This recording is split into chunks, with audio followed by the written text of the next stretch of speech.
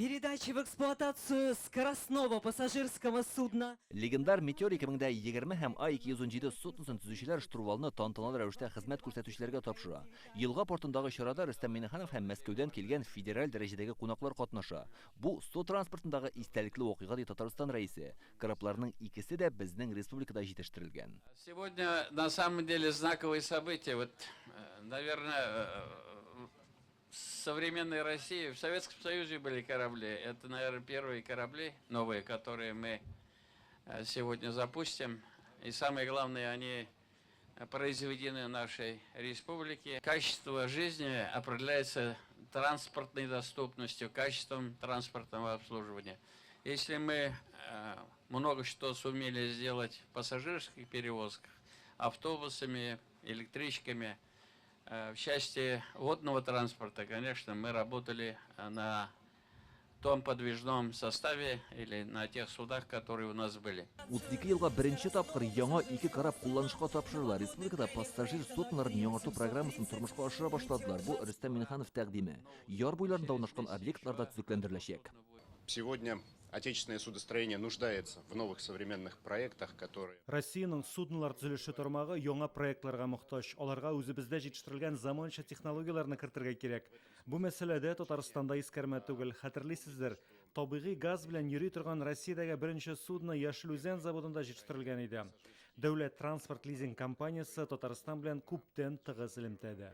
Бүгенге тарихи истәлекле вакыйгада көннең менә шулай бик җилле булуы символик мәгънәгә дә ия сыман. Чөнки әлеге яңа Метеор суда җил вакытында барлыкка килгән 2 метр бийеклектәге дулкынга кадәр кисеп барырга сәләтле. Ә инде тыныч суда әлеге техника сәгатенә 80 километрга якын тизлек җыя ала.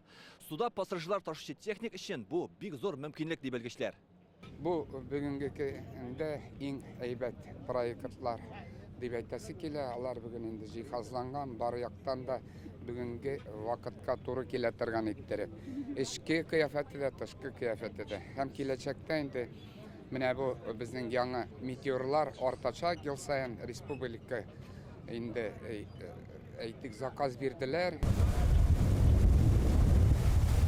Яңа Метеорның беренче пассажирлары Рөстәм Миңнеханов һәм дәрәҗәле кунаклар. Татарстан рәисе суднының уңайлыклары белән кызыксына. Метеор 124 пассажирга исәпләнгән.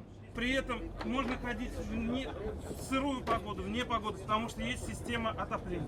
Яңа Метеор күбрәк туристлар өчен экскурсияларга йөз тотып эшләнгән. Аңа данлыклы очучы Михаил Девятаев исеме бирелгән.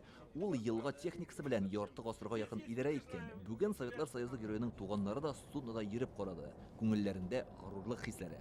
Шундый рәхәт, шундый менә шапкаткыч. Молодцы, заводчане. Уңайлымы? Шундый уңайлы, мотор, заманча. Әйтерсеңләр, син самолеттамы? Ә монысы А217 суднысы. Ул да Яшел Үзәннең Горький исемендәге заводында төзелгән. Иминлек һәм уңайлык ягыннан замана таләпләренә туры килә диләр. А217 это рабочая лошадка. Именно Бу судныны чын мәгънәсендә эш аты диергә була. Пассажирлар җәен елга аша дачаларга йөри. Велосипедлар, зур сумкалар, башка төрле әйберләр белән керәләр. Алар өчен бу техникада бөтен уңайлыклар булдырылган. Хәзер Россиядә шул исәптән Татарстанда судноларны яңарту эше алга сөрелә. Федераль һәм республика программасы гамәлдә. Моның өчен ил күләмендә 85 миллиард сум акча бүленгән. Мы хотели бы отметить Татарстан как пионером в развитии. Татарстан причалларны елга техникасын яңарту эшендә алдынгы төбәк Зөядә, Болгар, Алабугада нинди мотор тукталышлар булдырылды. Туристлар шунда агыла.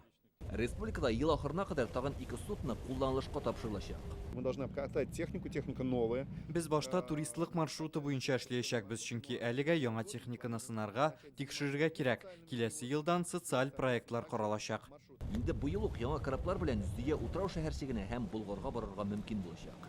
Илдар Сафиуллин, Вадим Илларионов, Яңа гасыр каналы.